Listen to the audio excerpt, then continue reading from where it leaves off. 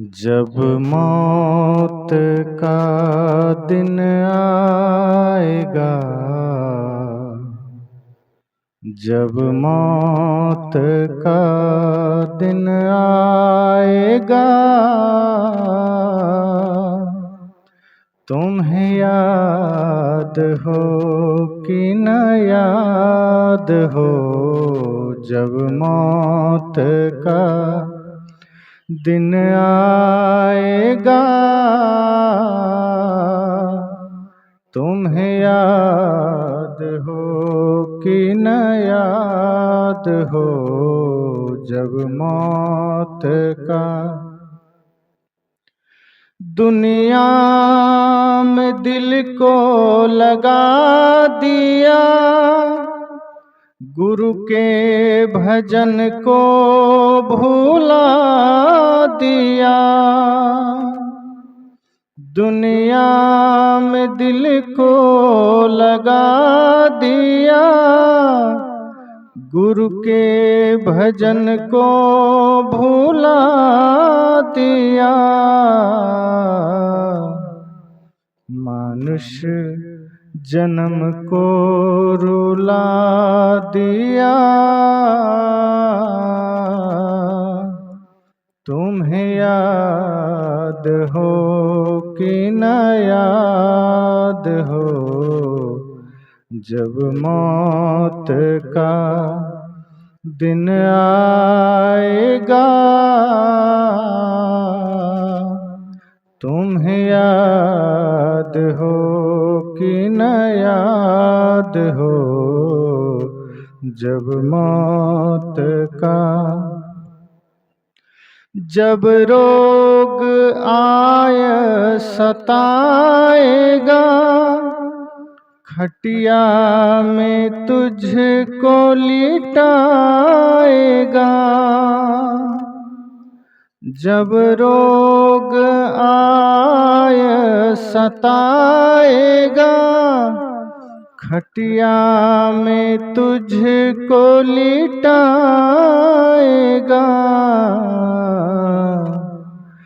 कोई कार काम न आएगा, तुम्हें याद हो कि न याद हो, जब मौत का दिन आएगा, तुम्हें याद हो कि न याद हो, जब मौत का। धन माल महल अटारियां, सुत मित बांधव नारियां। धन माल महल अटारियां, सुत मित बांधव नारियां। तेरी छूट जाएगी सांस यार, तुम्हें याद हो कि न याद हो, जब मौत का दिन आएगा, तुम्हें याद हो कि न याद हो, जब मौत का, जब मौत का।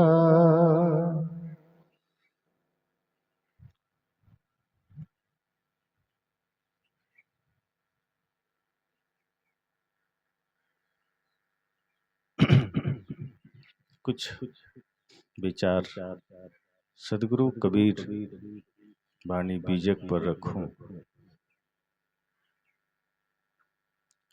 अक्सर लोग चर्चा करते हैं कि बीजक पर बोलना चाहिए, बीजक से ही बोलना चाहिए। जब मैं चिंतन करता हूं तो मुझे लगता है कि जो भी बातें मानवतावादी है, जो भी बातें मनुष्य के कल्याण की है, वो चाहे गीता में लिखी हो, चाहे रामायण में लिखी हो, चाहे उपनिषद में लिखी हो, वो सब बीजक की ही वाणी है। और सदगुरु कबीर ने जो बातें कही है, मान लीजिए 2 और 2 4 होते हैं, और ये बातें अगर भगवान बुद्ध ने भी कही है, यही बात अगर कृष्ण ने भी कही है, यही बात अगर उपनिषद के ऋषियों ने भी कही है, तो क्या हम उसे भी बांटेंगे कि नहीं, जो कबीर साहब वाला 2 2 4 है वो सुनाइए? फिर तो संप्रदायों में हम बट ही गए। जिस संप्रदायवाद से, जिस जातिवाद से, जिस शब्द के जाल से सदगुरु कबीर हमें मुक्त करना चाहते थे, हम अपनी नासमझियों के द्वारा उसी में फंसते चले जाते हैं। एक बात सदा याद रखिए, किसी भी व्यक्ति के भीतर या किसी भी साधु के भीतर भक्ति और ज्ञान अगर दोनों समाया है, तभी वो पूर्ण हो सकता है। अगर कोई ये कहे कि मेरे पास तो ज्ञान है, मैं भक्ति से मैं कोई मतलब नहीं रखता, समझ जाना वो 1 नंबर का उदंड होगा। और कोई कहे कि मेरे पास तो भक्ति है लेकिन मुझे ज्ञान नहीं, तो समझ जाना फिर वो अंधभक्ति वाला होगा। सदगुरु कबीर कहते हैं, ज्ञान और भक्ति दोनों का समन्वय जिसके जीवन में है, वो यथार्थ होगा। क्योंकि ज्ञान आपको सत्य का दर्शन कराता है और भक्ति आपको विनम्र बनाती है, आपको निर्मल बनाती है। कोई कहे कि नहीं मुझे तो भक्ति की जरूरत नहीं, भक्ति चाहिए ही नहीं, तो समझ जाना उसके पास ज्ञान का सिर्फ अहंकार आया है, ज्ञान का आचरण नहीं आया। इसलिए सदगुरु कबीर के बीजक को हम एक एक शब्दों से समझ सकते हैं। सदगुरु कबीर ये नहीं कहते कि सिर्फ जड़ और चेतन का निर्णय हो गया तो बीजक का ज्ञान हो गया। अगर आप संपूर्ण बीजक का अध्ययन करेंगे तो उस बीजक में आप पाएंगे ज्ञान, भक्ति, वैराग्य, जड़, चेतन, जिसे कि गीताकार ने देह और देही कहा है, जिसे सांख्य ने प्रकृति और पुरुष कहा है। आपको सब विषयों पर ज्ञान मिलेगा। परिवार में प्रेम से कैसे रहें, समाज में कैसे जिए, राजनीति में कैसे चलें, देश कैसे चलेगा, प्राणियों के साथ हमारा व्यवहार कैसे होगा, सदगुरु कबीर ने समस्त विषयों पर उसी बीजक में कहा। एक एक शब्द उनका, एक एक ज्ञान उनका संपूर्ण मनुष्यता के लिए। जहां किसी ने एक पक्ष को पकड़ा, एक शब्द को पकड़ा, किसी ने एक विषय को पकड़ा, सदगुरु कबीर ने सार्वभौमिक रूप से वही बातें कही। और एक चीज जान लीजिए, सदगुरु कबीर के पास विराट ऑप्शंस हैं, विकल्प हैं। जैसे कहीं कहीं आप अन्य वाणियों को पढ़ते हैं कि रहीमन धागा प्रेम का मत तोड़ो चटकाए, सबने पढ़ा है ना। टूटे तो फिर ना जुटे, जुटे तो गांठ पड़ जाए, ये रहीम कहते हैं। अब सोचिए, वो भी संत हैं, उनके पास लोगों ने पूछा कि क्या करें। प्रेम था आपस में, किसी से टूट गया, अब क्या होगा? तो रहीम कहते हैं पहली बात तो तोड़ना नहीं था, रहीमन धागा प्रेम का मत तोड़ो चटकाए, तोड़ना ही नहीं था। फिर भी आपने कहा कि गुरुजी टूट गया, अब क्या करें? तो फिर रहीम कहते हैं मत तोड़ो चटकाए। क्यों? कि अब अगर जुटेगा भी, टूटे तो फिर ना जुटे। पहली बात तो अगर टूट गया है आपस का प्रेम तो जुटेगा नहीं। और कहा फिर भी अगर कोई उपाय बताइए जोड़ लें। जैसे घड़ा टूट जाए, पक्का घड़ा, तो क्या उपाय है जोड़ने का? कोई उपाय नहीं।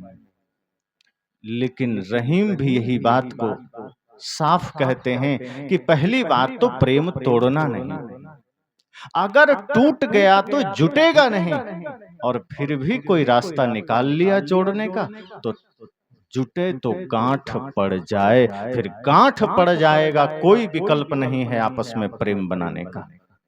यही प्रश्न मानो किसी ने कबीर साहब से पूछ दिया कि हे सदगुरु, आप बताएं इस धरती पर कोई विकल्प है अगर प्रेम टूट जाए? तो सदगुरु कबीर कई कदम आगे बढ़कर कहते हैं बिल्कुल विकल्प है। एकदम प्रेम टूट भी जाएगा तो जुट जाएगा और कोई गांठ नहीं पड़ेगा। लोग हतप्रभ हुए, का ऐसा कैसे? सदगुरु कबीर ने कहा लेकिन शर्त है। कहा प्रेम टूटेगा भी, जुटेगा भी, गांठ भी नहीं पड़ेगी और वैसा के वैसा बना रहेगा, लेकिन शर्त क्या है? सोना सज्जन साधुजन टूटी जुरे 100 बार। सदगुरु कबीर ने कहा शर्त यह है कि सोना हो, सज्जन हो, साधुजन हो। अगर कोई सज्जन टूट भी गया तो वो जुटेगा, 100 बार जुटेगा, उसमें कोई गांठ नहीं पड़ सकता। अगर कोई साधु आपस में टूटा है, अर्थात साधक के बीच में कोई मनमुटाव आया है और वो फिर से जुट गया, कोई गांठ नहीं आ सकता। साहब ने कहा ठीक ऐसे ही जैसे सोना, सोना आप 1000 बार गला दो, जैसा मन वैसा आभूषण बना दो, गहने बना दो, कोई फर्क नहीं पड़ता।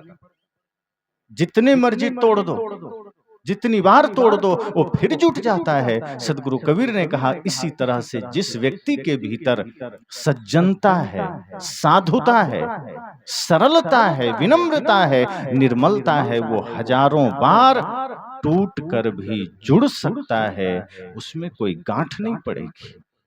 सदगुरु कबीर का दर्शन देखिए, वो थोड़ा नहीं सोचते हैं, वो हल्की सी बात नहीं सोचते, वो विराट सोचते हैं। उनका जो दर्शन है संपूर्ण सृष्टि को एक करने का दर्शन। वो एक पक्ष में नहीं सोचते। जैसे हमारे ही कई शास्त्रों में कह दिया गया कि स्त्रियां पढ़ ही नहीं सकती, स्कूल नहीं जा सकती, मंदिर नहीं जा सकती। आज भी कई ऐसे मंदिर हैं जहां माताओं के लिए लिखा रहता है महिलाओं का प्रवेश वर्जित है। और पहले के समय में तो पढ़ने का अधिकार नहीं था। आज भी बहुत से कथाकार मंच से कहते हैं कि स्त्रियों को व्यास गद्दी पर बैठने का अधिकार ही नहीं। लेकिन सदगुरु कबीर से जब किसी ने पूछा कि क्या माताओं का स्थान है, सदगुरु कबीर ने कहा कि मैं तो किसी को अलग देखता ही नहीं। ये देह के भाव से तो तुम देखते हो, मैं तो सबके भीतर के आत्मा को देखता हूं, क्योंकि देह तो मात्र कपड़ा है और तुम कपड़े को देख रहे हो। मैं तो दोनों के भीतर के चैतन्य को देख रहा हूं, आत्मा को देख रहा हूं। और जितना हक पुरुषों को मुक्ति पाने का है, उससे कहीं ज्यादा हक स्त्रियों को मुक्ति पाने का है। वो भी व्यास गद्दी में बैठेगी, क्यों नहीं बैठेगी? व्यास गद्दी में बैठने के लिए तुम्हें जन्म दे सकती है, तो उस व्यास गद्दी पर माताएं बैठ नहीं सकती? आधे बसे पुरुष आधे बसे जो, सदगुरु कबीर ने कहा कि नारी और पुरुष में कोई भेद नहीं, दोनों एक हैं, दोनों समान हैं, सिर्फ शरीर का भेद है। तो जहां लोगों ने एक पक्ष में सोचा, सदगुरु कबीर ने कहा कि नहीं, वहां संपूर्ण जगत में एक दृष्टिकोण उन्होंने दिया, एक दर्शन दिया। जैसे हमारे हिंदू समाज में लोग कहते हैं गौ हत्या बंद हो, बहुत अच्छी बात है। इस धरती पर सबसे ज्यादा उपयोगी प्राणी गाय है, इसलिए हमने उसे माता कहा, क्योंकि हम उनका दुग्ध पान करते हैं। देशी गाय अगर है तो उसका संपूर्ण रूप से आप लाभ ले सकते हैं, इसलिए हम कहते हैं उसमें देवता का निवास है। क्योंकि उसका गोबर भी, मूत्र भी, दूध भी, दही भी, घी भी सब अमृत तुल्य माना गया है। और बहुत से जगह तो आप जानते हैं कि जहां कई माताएं बचपन में मतलब कोई बच्चा है और उसके बचपन में ही माताएं चली जाती है। अब वो बच्चा गाय के दूध को ही पी पी कर बड़ा होता है, तो उसके लिए तो गाय ही माता हो, दूसरा कोई ऑप्शन नहीं होता, कोई विकल्प नहीं होता। और ऐसे भी लोग घर में देवता समझकर पालते हैं। तो इसलिए कहा गया कि गौ हत्या बंद हो। सदगुरु कबीर ने कहा कि मैं इसका समर्थन करता हूं, मैं मानता हूं गौ हत्या बंद हो, लेकिन जो लोग ये नारा लगा रहे हैं, जो लोग ये झंडा लेकर चल रहे हैं कि गौ हत्या बंद हो, वो भी अपने घर में जाके बकरी की हत्या कर रहे हैं, मुर्गी की हत्या कर रहे हैं, मछली मार रहे हैं। तो क्या गाय हत्या तुम बंद करना चाहते हो और बकरी ने क्या बिगाड़ लिया तुम्हारा? बकरी को क्यों मारना चाहते हो? मुर्गी क्यों मारना चाहते हो? सदगुरु कबीर ने कहा कि मैं इस पक्ष में हूं कि गौ हत्या बंद हो, लेकिन मैं इस पक्ष में कतई नहीं हूं कि तुम मुर्गी मारो। कौन छूट दे दिया तुम्हें? किसने लाइसेंस दे दिया तुम्हें? इसलिए सदगुरु कबीर अपने शब्द में सिर्फ यह नहीं कहते कि हाँ, गाय मत मारो मेरे बापुरा, वे कहते हैं जीव मत मारो बापुरा। सबका एक है प्राण, हत्या कबो न छूटी है, जो कोटिन सुनो पुराण। सदगुरु कबीर का दर्शन आप देखिए कितना विराट है। वे कहते हैं एक चींटी में भी परमात्मा का निवास है। गाय में है, एक चींटी में भी है, और चींटी में है, मुर्गा में है, मुर्गी में है, मछली में है। सदगुरु कबीर तो कहते हैं कि मेरे हिंदू समाज के लोगों, जागो। तुम जिस भगवान विष्णु को मछली के अवतार में भी दिखा दिए, उसी मछली को तुम खा रहे हो। तुम तो खुद अपने ही नारायण को मारकर खा रहे हो। कम से कम जिस तरह से तुमने कल्पनाएं की उसका तो मान रखो। तो इस तरह से सदगुरु कबीर का दर्शन विराट है, लेकिन हम नहीं समझ पाने के कारण शब्दों के जाल में उलझते चले जाते हैं। जो सदगुरु कबीर संप्रदायवाद नहीं चाहते थे, जातिवाद नहीं चाहते थे, आज हमने उनके नाम पर ही संप्रदाय खड़ा कर लिया। आज हमने उनके नाम पर ही समाज खड़ा कर लिया। कपड़ों में अटक गए, तिलक में अटक गए। एक जगह मैं था तो किसी ने, जहां मैं था वे लोग कबीरपंथी नहीं थे। स्वाभाविक है कि सदगुरु कबीर के विचारों को जो लोग पसंद करते हैं वे लोग भी बुलाते हैं। तो वहां जाना हुआ, तो वो तिलक जब लगाने आए तो उन्होंने लाल तिलक लगा दिया हमें। तो 2-3 कबीरपंथी संत बैठे थे, वो भड़क गए बाद में कि ये तो अनर्थ हो गया, सफेद तिलक लगाना चाहिए, लाल कैसे लग गया। मैंने समझाया, मैंने कहा तिलक में तुम संप्रदाय खड़ा कर रहे हो? अरे तिलक ही लगाया है, किसी का हत्या करके खून तो नहीं लगा दिया। उनकी श्रद्धा थी, वो कबीर पंथ में दीक्षित भी नहीं है, वो तो राम जी को मानने वाले, कृष्ण जी को मानने वाले, लेकिन उन्हें सदगुरु कबीर की वाणी पसंद आई, मुझे बुलाया, श्रद्धा भाव से उन्होंने तिलक लगाया। तिलक को क्यों देख रहे हो? उनके भाव को देखो, उनके प्रेम को देखो, उनके समर्पण को देखो। अगर हम तिलक में बंटते गए, कपड़ों में बंटते गए, फिर तो सदगुरु कबीर की वाणी लोगों तक पहुंचेगी ही नहीं। हम खुद दुश्मन बन जाएंगे सदगुरु कबीर के, हम खुद बन जाएंगे उस मानवतावादी विचार के, हम खुद दुश्मन बन जाएंगे सदगुरु कबीर के कल्याणकारी विचारों के।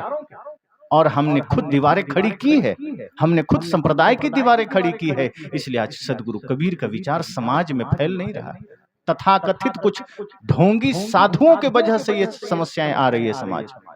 इस कपड़े में सदगुरु कबीर ने कहा है, वेश देख मत भूलिए, बूझ लीजिए ज्ञान।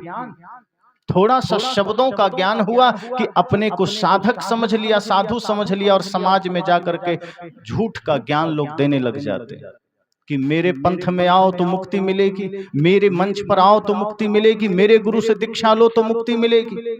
मुक्ति का अर्थ भी पता नहीं होता, खुद बंधन में होते हैं, मुक्ति का ज्ञान देते हैं। सदगुरु कबीर कहते हैं मुक्ति सरल ही है, सरल भी है, कठिन भी है। मुक्ति का अर्थ ही है जहां संपूर्ण रूप से विकारों का नाश हो जाए, मोह का नाश हो जाए, और जहां सारी दीवारें गिर जाए।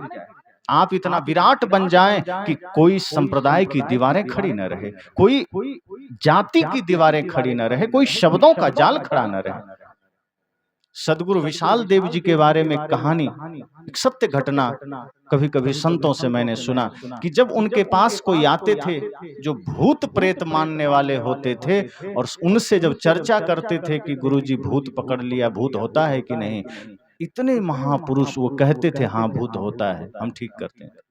तो लोग कहते थे कि आप कैसे कह रहे हैं? कहा ये मान्यता लेकर आया है, अगर मैं पहले ही कह दूंगा नहीं होता है तो ये कहीं और जाकर के झाड़ फूक करवाएगा, लाखों खर्च करवाएगा। उससे अच्छा मैं ही इसका समाधान कर दूं, और मैं जानता हूं ये भूत मन का भ्रम है, और मन का भ्रम तो मैं भी दूर कर सकता हूं। तो जिसके भ्रम को मिटाना है पहले उसके जैसा बनना पड़ेगा, तभी तो उसकी श्रद्धा जगेगी। अब जैसे कोई आदमी पानी में डूब गया, नदी में, तालाब में, तो आप क्या कर सकते हैं? आपको भी पहले उसके साथ डूबना पड़ेगा, जाना पड़ेगा। अगर आप चाहें कि नहीं मैं किनारे में बैठे बैठे इशारा करके बुला लूं तो आएगा क्या? अब हम डर भी रहे, हम नहीं कूदेंगे पानी में, और हमें मन भी है उसको बचाने का, कोई उपाय नहीं है, आपको उतरना पड़ेगा। अगर कोई भ्रम में है, कोई आडंबर में है, कोई अंधभक्ति में है, अंध मान्यता में है, संप्रदायवाद में है, हमें पहले उसके साथ खड़ा होना पड़ेगा। सत्य इतना सरल नहीं है कि हम किसी को दिखा दें। तो सदगुरु कबीर का दर्शन इतना विराट है कि वो प्राणी मात्र के लिए है, और जब प्राणी मात्र के लिए हो तो उसे कभी शास्त्रों में कैद मत करना, उसे कभी दीवारों में कैद मत करना। सदगुरु कबीर तो सत्य को शास्त्रों से निकालना चाहते हैं, सदगुरु कबीर तो भगवान को मंदिरों से निकालना चाहते हैं, सदगुरु कबीर तो पंडाल से सत्संग को निकालना चाहते हैं। आज समस्या क्या हुई हमारे देश में? सत्य शास्त्रों में कैद हो गया, उससे बाहर नहीं आया, और भगवान मंदिर में कैद हो गए। अभी जितने भी मंदिर बने, भगवान को हमने स्थापित कर दिया और मजबूत ताले मारकर घर आ गए। जितने बड़े ताले जेलों में होते हैं, उससे कोई कम नहीं होता है मंदिर के ताले। ऐसा लगता है कभी कभी कि मंदिर में भगवान नहीं, कोई कैदी बंद हो जो भाग ना जाए, और उसके लिए ताले लगे हैं। सदगुरु कबीर कहते हैं कि ये मैं नहीं चाहता, मैं चाहता हूं वो भगवान मंदिर छोड़कर आपके घरों में आ जाए, आपके दिलों में आ जाए। हमने भगवान को मंदिर में बंद किया है, हमने सत्य को शास्त्रों में बंद किया है, किताबों में, और अपना किताब, तेरा किताब, मेरा कपड़ा, मेरा सिद्धांत, मेरा दर्शन, ये मेरा तेरा करके हमने वहां भी दीवारें खड़ी की है। सदगुरु कबीर कहते हैं ये सत्संग तुम्हारा पंडालों में रह गया। यहां से जब व्यक्ति घर जाता है वो रिक्त होकर जाता है, वो सत्संग लेकर नहीं जाता। साहब कहते हैं मैं चाहता हूं पंडाल से सत्संग भी तुम्हारे घर तक जा सके, मैं चाहता हूं ये शास्त्रों से सत्य तुम्हारे हृदय में जा सके, मैं चाहता हूं मंदिर से मुक्त होकर के राम, कृष्ण, बुद्ध, महावीर, कबीर ये सब तुम्हारे आंगन में आ सके, तुम्हारे हृदय में आ सके। आज हमने राम को मंदिर में बंद किया, हमने कृष्ण को मंदिर में बंद किया, और गजब की बात है हमने कबीर साहब को भी मंदिर में बंद कर दिया। जो मंदिरों से मुक्त करना चाहते थे सबको, जो घर को ही, संसार को ही मंदिर बनाना चाहते थे, जो समाज को ही मंदिर देखना चाहते थे, वो ये नहीं कहते थे कि चार दीवारी में तुम भगवान को बंद कर दो। अब यहाँ इसका अर्थ ये नहीं है कि मंदिर चाहिए ही नहीं, मंदिर बनाइए, लेकिन सदगुरु कबीर का संकेत यह है कि मंदिर बनाना, लेकिन उससे पहले अपने हृदय को मंदिर बना लेना, अपने घर को मंदिर बना लेना। अभी आप सुन रहे थे हमारे श्रद्धेय संत श्री अनिल साहब से कि अगर आपका घर मंदिर बनेगा तो तभी उसमें देवता का निवास होगा। यही तो सदगुरु कबीर चाहते थे, यही तो सदगुरु कबीर का दर्शन था कि आप मंदिर अलग से मत बनाइए, घर को, आंगन को ही मंदिर बनाइए। शास्त्र को लाल कपड़े में या पीले कपड़े में लपेट कर रखना नहीं है, शास्त्र के सत्य को निकालना है। बीजक बंद करके रखने की वस्तु नहीं है, वो संपूर्ण मानवता के लिए अमृत है। और इसी तरह से भगवान बुद्ध की वानियां हैं, इसी तरह से संत रैदास की वानियां हैं, इसी तरह से गुरु नानक देव की वानियां हैं, इसी तरह उपनिषद की वानियां हैं, इसी तरह गीता की वानियां। और जहां सदगुरु कबीर के विचारों में एकता नजर आए अन्य संतों के विचारों से, उन विचारों को मानने में ही हमारी भलाई है, हमारा कल्याण है। इसलिए मैंने कहा कि सदगुरु कबीर जिस सत्य को मानते थे, परम सत्य को, जिस भक्ति की वे बात करते हैं, जिस प्रेम की वे बात करते हैं, जिस सत्य, अहिंसा, करुणा की वे बात करते हैं, अगर वही बातें अन्य कोई भी करे, हमें समझ लेना है कि वो सब कबीर का ही विचार है, सदगुरु कबीर की ही वाणी है। तो बीजक तो विराट ग्रंथ है। सदगुरु कबीर ने तो उसका अर्थ भी कह दिया कि बीजक बित्त बतावे जो बित गुप्ता होय। किसी ने पूछा कि बीजक है क्या चीज? बीजक, बीजक की बड़ी चर्चा होती है। बहुत लोगों को तो बीजक का अर्थ भी पता नहीं होता, बीजक क्या चीज है। सदगुरु कबीर कहते हैं बीजक बित्त बतावे जो बित गुप्ता हो। अरे बीजक तो वह है जो धन का पता बताता है। और कौन सा धन? बैंक में है उसका। सदगुरु कबीर कहते हैं जो बित्त गुप्ता हो, वह धन जो गुप्त रूप से है, जो गुप्त है, जिसका भी कोई पता नहीं है, ऐसे शब्द बतावे जीव को बूझे बिरला को। साहब ने कहा कि वो जीव का पता बताता है, आत्म धन का पता बताता है। आत्म धन जही ठौर है बचन कबीर उपदेश। आत्म धन का पता बीजक बताता है। आजकल तो बैंक है और भी बहुत सी व्यवस्थाएं हैं, गोल्ड है, सोना लोगों के पास, उसमें इन्वेस्ट कर दिया, धन को रख दिया। पहले के समय में जब ये सब नहीं होता था तो लोग अपने धन को, पूंजी को कहीं कहीं गाड़ कर रखते थे और उस धन को सांकेतिक अक्षर में जिस पुस्तिका में वो लिखते थे संकेत रूप में, कोड वर्ड में, उसे बीजक कहते थे। उसी से प्रेरित होकर सदगुरु कबीर ने अपनी मूल वाणी का नाम संग्रह, मूल वाणी का संग्रह जिसमें उन्होंने किया, उसका नाम बीजक दिया कि ये भी बीजक है। जैसे वो बीजक है कि वो बाहर के धन का पता बताता है, ये मेरा बीजक है जो आत्म धन का पता बताएगा, जो आत्मा का परिचय कराएगा। इसलिए बीजक साधारण ग्रंथ नहीं है। बीजक अगर हमने पढ़ा है, जाना है, तो आप समझ जाएंगे कि उसमें संपूर्ण जीवन के लिए, संपूर्ण सृष्टि के कल्याण की बात है। संपूर्ण आडंबर को ध्वस्त करने का भी सदगुरु कबीर ने एक एक शब्द दिया है। आप उसको पढ़ लें तो ये समझें कि आपके जीवन में जैसे जल छन्ना में जल छन कर आता है, चलनी में अन्न छन जाता है, सूप में बहुत सारे कचड़े निकल जाते हैं, इसी तरह सदगुरु कबीर का बीजक ज्ञान जिसके पास आ गया वो उतना ही विराट हो जाता है। वो सांप्रदायिक नहीं होता। अगर बीजक का ज्ञान आपके पास है और आप सांप्रदायिक हो गए, बीजक का ज्ञान है और आप एकांगी हो गए, बीजक का ज्ञान है और आपने और दीवारें खड़ी कर ली, तो इसका मतलब बीजक का ज्ञान अभी आया नहीं है। बीजक का ज्ञान आपको सांप्रदायिक नहीं बनाता। सदगुरु कबीर का ज्ञान आपको एकांगी नहीं बनाता, वो आपको विराट बनाता है। वो ऐसा बनाता है जैसे सूरज। सूरज किसका है, हिंदू का या मुसलमान का? बताएंगे? वैसे तो हिंदू शास्त्रों में कहा गया सूरज हमारा देवता है, लेकिन आपको लगता है कि सूरज हम लोगों का है? सूरज सबका है। मान लो हम लोग सूर्य नमस्कार करते हैं, मुसलमान तो नहीं करते। हम लोग सूर्य को अर्घ भी देते हैं। बिहार में छठ पूजा होती है तो उसमें तो स्पेशल उगते और डूबते सूर्य की पूजा होती है। और सामान्यतः सभी हिंदू परिवार में सूर्य नमस्कार लोग करते ही करते हैं, सूर्य को वंदन करते ही करते हैं, लेकिन एक भी मुसलमान नहीं करता। तो आपको क्या लगता है पाकिस्तान में सूर्योदय होता ही नहीं होगा? देखना कभी। सूरज अगर सिर्फ हिंदुओं का है तो पाकिस्तान से लेकर के संपूर्ण 57 मुस्लिम देश में सूरज का तो उदय ही नहीं होना चाहिए।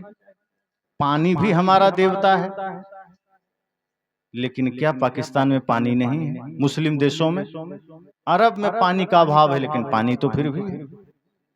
वायु हमारा देवता है, लेकिन क्या पाकिस्तान में हवा नहीं जाती है? हवा जाती है। ये धरती, हम कहते हैं ये धरती माँ है, हमारी माँ है, लेकिन ये धरती तो संपूर्ण विश्व में जहां भी है वहां है ना। तो अन्य कोई देश इसकी पूजा कर रहा है भारत के अलावा, यूं कहें हिंदू के अलावा कोई नहीं करता। तो क्या वहां धरती नहीं है, वहां सूर्य नहीं है, वहां वायु नहीं है? वस्तुतः बात यह है कि सूर्य पक्षपात नहीं करता, सूर्य विराट है।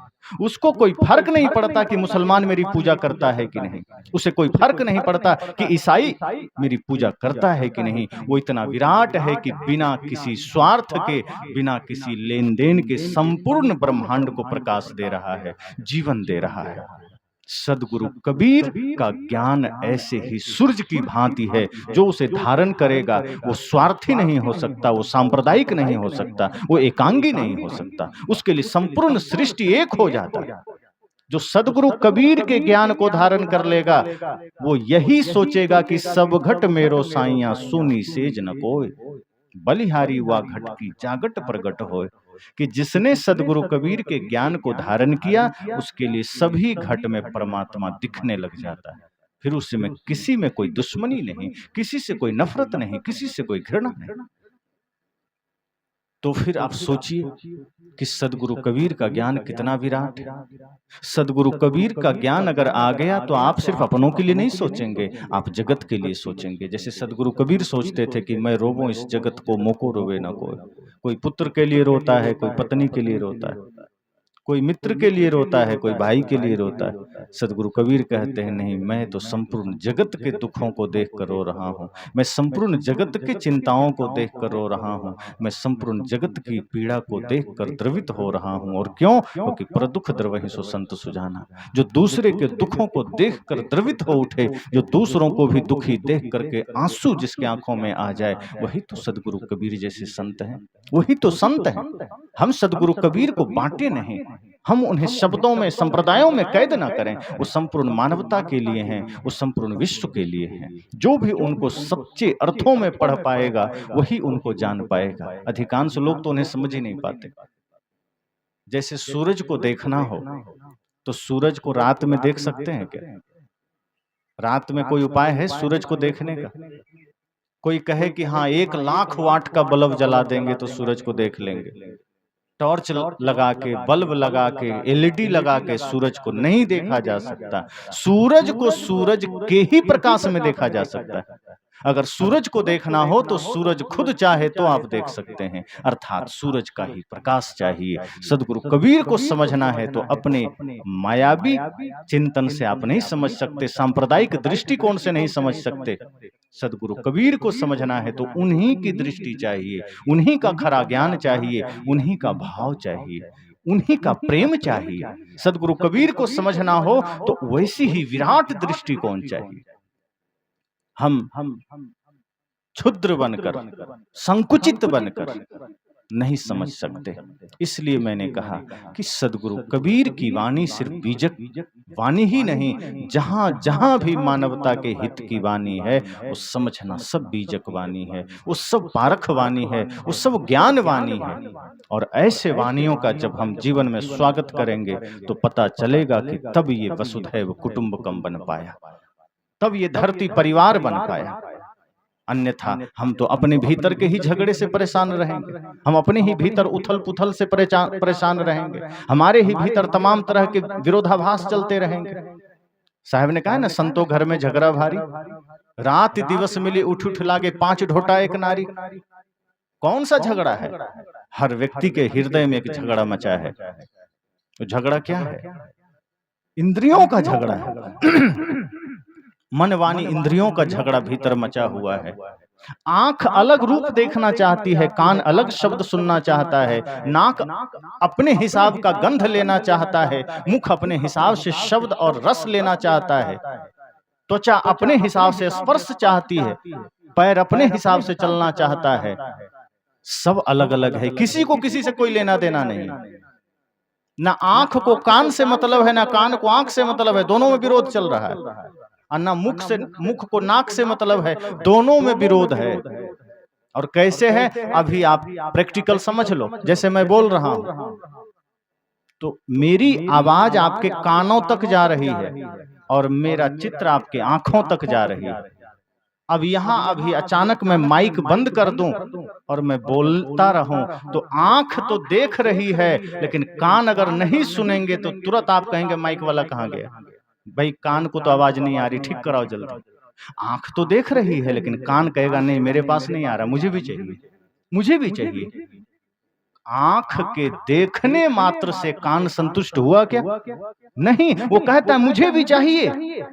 और अगर कानों से सुन रहे हैं और अभी हमारे कणाराम जी यहाँ पर्दा डाल दें, आगे बड़ा सा पर्दा, आप तुरंत कहेंगे ये क्यों कर रहे हैं? आंखों को भी चाहिए, देख के सुनेंगे, है कि नहीं? तो आंख दृश्य देखना चाह रही है, कान शब्द सुनना चाह रहा है, नाक गंध लेना चाह रहा है। जैसे भोजन ले आइए, बढ़िया सुगंधित भोजन है, नाक को गंध मिल गया, लेकिन मुख उतने में संतुष्ट होगा क्या? मुख कहेगा थोड़ा अंदर भी तो जाने दो। आप कहोगे नहीं नहीं अंदर नहीं ले जाना, बस सूंघ के रख लो। नाक कहेगा मैं तो तृप्त हो गया, मुख कहेगा नहीं मुझे भी चाहिए। और यदि नाक पर कपड़ा बांध दे और बढ़िया सुगंधित भोजन कोई ला दे, मुख में खाएं, आप कहेंगे अरे इसका गंध तो पता ही नहीं चल रहा, तो नाक कहेगा हटाओ कपड़ा, तभी तो पता चलेगा, मुझे भी तो चाहिए। तो भीतर झगड़ा है कि नहीं? संतों घर में झगड़ा भारी। सदगुरु कबीर कहते हैं ये भीतर का जो झगड़ा है उससे मिटाना। ये बाहर के झगड़े तो साधारण झगड़े हैं, छोटे झगड़े हैं, वो तुरंत मिट जाएंगे, लेकिन जिस दिन भीतर के झगड़ा मिटा, संसार का झगड़ा मिट जाएगा। अभी यूक्रेन और रूस में युद्ध चल रहा था, चल ही रहा होगा, चल रहा है। ये झगड़ा किसका है? इस शरीर ने नहीं झगड़ा है, ये मन का झगड़ा है, इंद्रियों का झगड़ा है। ये पहले भीतर झगड़ा शुरू हुआ है, तब जाकर के बाहर आया है। और जिस दिन दोनों देशों के राष्ट्राध्यक्ष, जो प्रधानमंत्री राष्ट्रपति हैं, उसके मस्तिष्क का झगड़ा अगर बाहर आ गया तो परमाणु युद्ध हो सकता है। अभी थोड़ा थोड़ा बाहर आ रहा है, तो थोड़े युद्ध हो रहे हैं। जिस दिन भारत के प्रधानमंत्री का, पाकिस्तान के प्रधानमंत्री का, अमेरिका के राष्ट्रपति का, चीन के राष्ट्रपति का, रूस के राष्ट्रपति का, फ्रांस के प्रधानमंत्री के दिमाग का झगड़ा बाहर आ गया, पूरी दुनिया परमाणुओं के ढेर पर बैठी है, स्वाहा हो जाएगी। सोचो भीतर कितना भयंकर झगड़ा है, अगर वो बाहर आ गया पूरी मानवता नष्ट हो सकती है। सदगुरु कबीर कहते हैं, संतो घर में झगड़ा भारी, रात दिवस मिली उठ लागे, 5 ढोटा एक नारी। रात दिन ये झगड़ा चल रहा है, आंख, नाक, कान, जीव, त्वचा। साहब कहते ये 5 जो ज्ञानेंद्रियां हैं, ये लड़ रहे हैं एक दूसरे के साथ, और इसी में पूरा जीवन हमारा उलझा हुआ है, इसी में हम उलझे हैं। तो सदगुरु कबीर का ज्ञान यह है कि आप पहले अपने भीतर के झगड़े को मिटाइए, अपने भीतर के संप्रदायवाद को मिटाइए, अपने भीतर के विषैले विषाक्त विचारों को मिटाइए। जो हमारे जीवन में विचार हैं, जातिवाद कितना भयंकर जहर है। कोई ऊंचा है तो कहता है मैं ऊंचा हूं, तुम नीचे हो, तुम मेरे सामने बैठ नहीं सकते, तुम पढ़ नहीं सकते, तुम सोच नहीं सकते। मैं इस प्रदेश का, तुम उस प्रदेश का, हम दीवार खड़ी कर लिए। भाषा का, अभी देखिए भाषा का विवाद चल रहा है। दक्षिण भारत के लोग कहते हैं मुझे हिंदी चाहिए ही नहीं। अपने ही देश में हम इस कदर भाषा के विरोध में खड़े हो गए। एक और हम भारतवासी हैं जो इंग्लिश को भी स्वीकार कर लिए, अन्य भाषाओं को स्वीकार कर लिए, लेकिन अन्य लोग हैं जो कहते नहीं मुझे हिंदी नहीं चाहिए। ये क्या है? यही तो भीतर का झगड़ा है, यही तो कटुता है, यही तो जातिवाद, संप्रदायवाद और भाषावाद का विष है, जो व्यक्ति व्यक्ति को तोड़ रहा है, समाज समाज को तोड़ रहा है, राज्य राज्य को तोड़ रहा है, देश के भीतर गृह युद्ध के हालत पैदा कर रहे हैं। सदगुरु कहते हैं नहीं, विचारों को सुनना नहीं, विचारों को जीना पड़ेगा। हमने मंदिर बनाए, मंदिरों में भगवान को कैद कर दिया, कबीर साहब को मंदिर में कैद कर दिया, राम को मंदिर में कैद कर दिया, और जिस हृदय में राम को रखना था वहां रावण को बिठा लिया। जिस हृदय में संत को रखना था, यहाँ हमने अधर्मी को बिठा लिया, अर्थात विकारों को बिठा लिया। अब भगवान और संत तो मंदिर में है, तो घंटे भर के लिए मंदिर जाएंगे तो घंटे भर के लिए पुजारी बन जाएंगे, धर्मात्मा बन जाएंगे, बाकी समय मंदिर में भगवान को बंद करके घर आ जाएंगे, फिर वही अधर्मी बन जाएंगे, वही विधर्मी बन जाएंगे। तो सदगुरु कबीर का ज्ञान विराट ज्ञान है। और जितने भी शास्त्र हैं, जो भी, एक तो ये भी समझ लेना कि सभी किताबें शास्त्र नहीं होती। हमने छोटी से छोटी किताबों को भी शास्त्र कह दिया। शास्त्र का मतलब इतना ही होता है जो आपको अपनी ओर ले जाए, सिर्फ वही शास्त्र है। इसलिए किसी भी किताब को शास्त्र मत कह देना कि सभी शास्त्र हैं। जो किताब, जो ग्रंथ आपको स्वयं से जोड़े, अपनी ओर ले जाए, मात्र वही शास्त्र है।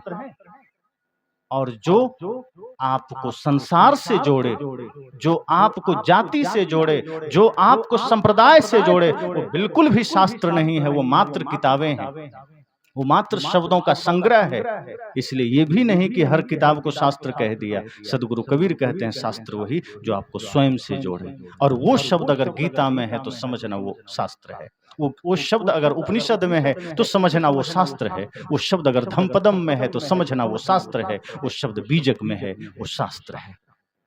तो सदगुरु कबीर का विराट दर्शन है, विराट ज्ञान है। हम सबको विराट बनने का मार्ग सदगुरु कबीर देते हैं। सदगुरु कबीर नहीं चाहते कि हम छोटा बनकर रहें, वो हमको कमजोर भी नहीं देखना चाहते। हम लोग जो कमजोर बने हुए हैं, सदगुरु कबीर कहते हैं मजबूत बन जाना, क्योंकि जीवन का भरोसा नहीं है, इसी जीवन में करना है। कितने लोग यहाँ बैठे हैं, स्याही गई सफेदी आई, चलना है बड़ी दूर, साधो दिल से न राम को भूल, दिल से न राम को भूल, साधो दिल से न राम को भूल, स्याही गई सफेदी आई, चलना है बड़ी दूर। डार पात में तुम ही रंगीले, सब फूलन में फूल साधो, दिल से न राम को भूल। साहब कहते हैं कि अब तो समय आ गया, बाल सफेद हो रहे हैं, किसी के हो जाएंगे। अब बाल सफेद हो गए सचेत हो जाने का संकेत है, जागने का संकेत है कि भैया जवानी में तो गंवा दिया, जवानी तो बेहोशी में चला गया, अब बुढ़ापा आई है, बाल सफेद हो रहे हैं, सजग हो जाना कि मृत्यु सिर पर खड़ी है। काल खड़ा सिर ऊपरे ते जाग वीराने मीत, जाका घर है गैल में सोकस सोवे निश्चिंत। सदगुरु कहते हैं काल सिर पर खड़ा है, बाल सफेद हो गए, सूचना आ गई। एक तो मृत्यु जल्दी सूचनाएं नहीं भेजती, लेकिन बाल सफेद होने का, दांत टूटने का, आंखों से कम दिखने का, चाम लटकने का सूचना मृत्यु जरूर भेजती है। पर आदमी हो गया है चालाक, जब जैसे ही बाल सफेदी वाला सूचना आता है कि बाल सफेद हो गया, तो जागने का समय है, तो आदमी दौड़ते हुए चला जाता है ब्यूटी पार्लर में और वहां जाके बाल को काला करवा के आ जाता है, मेहंदी लगा के, ताकि मृत्यु को धोखा दिया जा सके। और हम जवान बन के आ जाते हैं, हम कहते हैं अब देखो सफेदी है क्या, नहीं तो लगता है मृत्यु धोखे में दूसरे को उठा ले जाएगी कि ये आदमी तो जवान है, बूढ़ा तो है नहीं, ले तो इसी को जाना था, पता तो ठीक है, पर मृत्यु देखेगी कि नहीं इसका बाल तो काला है, तो चलो दूसरे को ले जाएं, कोई बूढ़ा दिख जाए। पर ऐसा नहीं है, हम चाहे जितना सोच लें कि मृत्यु भूल जाएगी रास्ता, ऐसा नहीं है। ये शुतुरमुर्ग नहीं है मृत्यु, शुतुरमुर्ग हम लोग हैं, मृत्यु तो शेर है। कहते हैं ना कि जंगलों के किनारे जहाँ नदी तालाब होते हैं, जो शुतुरमुर्ग पक्षी होते हैं, वो जब शेर को देख लेता है तो वो अपना सिर झाड़ियों में या बालू में गाड़ देता है। क्यों? क्योंकि उसे लगता है मैं शेर को नहीं देख रहा हूं, तो वो भी मुझे नहीं देख रहा है। अब ऐसा होता है क्या? इसी चक्कर में शेर आकर के दबोच के ले जाता है। अब जैसे मैं यहाँ बैठा हूँ, आप सबको देख रहा हूँ, आप मुझे देख रहे हैं। अब मैं अपनी आंखें बंद कर लूं तो मैं तो आपको नहीं देख रहा हूं, लेकिन फिर भी आप मुझे देख रहे हैं। और मैं इस नासमझी में रहूं कि नहीं मैं अब नहीं देख रहा हूं, तो आप भी नहीं देख रहे हैं। यही हम करते हैं कि मैं मृत्यु को भूला हूं, मैं मृत्यु को नहीं देख रहा हूं, मैंने बाल काले करवा लिए तो मृत्यु भी मुझे नहीं देख रहा होगा। यही गलतफहमी में मृत्यु आती है, कान पकड़ कर कहती चल अब हो गया तेरा समय, नाटक पूरा हुआ। तो जब बाल सफेद हुए हमने काले करवा लिए, आंखों से दिखाई देना कम हुआ, चश्मा आदि लगा लिया, कानों से सुनाई कम देने लगा तो मशीन लगा लिए, और अगर चमड़ी लटक गई चाम तो प्लास्टिक सर्जरी करवा ली। 70 वर्ष की आयु है, एकदम 40 का दिखने लगे और सोचते हैं अभी तो हम लंबा जिएंगे। पर मृत्यु कहती है कि तू जितना इतराना है इतरा लो, तुम्हें क्या लगता है हम अलग हैं? जिस दिन से तुम माँ के गर्भ में आए हो तब से मैं भी तुम्हारे साथ ही चल रही हूँ, और मैं तुम्हारे एक एक हरकत को देख रही हूँ। मृत्यु कहती है मैं तुमसे अलग नहीं हूं, तुम जो कुछ भी करोगे इस धरती पर मेरे से छिपा हुआ नहीं है। बस टाइम का इंतजार है कि किस दिन तुम्हारी डायरी पूरी हो जाए और हम तुम्हें ले चलें, और तुम उस दिन इंतजार करना, तुम चाहे जितना प्रयास कर लो तुम्हें जाना होगा। एक बार यमराज आ गए लेने, डायरी लेकर, सबका नाम लिखा था डायरी में। तो एक लड़के की आयु पूरी हो रही थी, वो समाज का सबसे चालाक लड़का था। तो उसी के दरवाजे पर यमराज आ गए, कहा भैया ये तुम्हारा ही घर है? हाँ। तुम्हारा नाम कंफर्म कर लिया, सब ठीक ठाक है? कहा बस ठीक है। लड़के ने कहा आप कौन? कहा यमराज। वो तो भीतर से घबराया लेकिन थोड़ा चालाक था, कहा देखते हैं कहीं यमराज से कुछ चालाकी बन जाए। उसने कहा बैठिए बैठिए महाराज आइए। यमराज ने सोचा पहली दफा कोई बैठने कह रहा है, चलो ठीक है बैठ जाते हैं। अब तक तो देख के ही लोग घबरा जाते थे, लड़का हिम्मत तो किया, बैठने कह रहा है। कहा हाँ बोलिए। कहा तुम्हें लेने आए हैं। तो उससे डर तो हो गया कि लेने आया है, अब क्या करें, कुछ तो चालाकी करनी पड़ेगी। कहा अच्छा ठीक है, थोड़ा समय दीजिए, कुछ चाय पानी ले लीजिए, आप मेरे द्वार पर आए हैं, मेरे घर पर आए हैं, अतिथि हैं आप मेरे। यमराज सोचता है लोग तो मुझे देख के ही डर के भागने लगते हैं, ये हमको अतिथि कह रहा है। बेचारा यमराज भी पहली बार इतना सम्मान पाया था, वरना तो यमराज को लोग गालियां ही देते। तो वो भी फूल गया, अपना थोड़ा ड्यूटी भूल गया। कहा ठीक है, बैठते हैं। बैठा, वो बढ़िया चाय बनाया, यमराज को दिया, और जब तक वो चाय पी रहा है लड़का बैठकर उसके चरण भी दबाने लगा।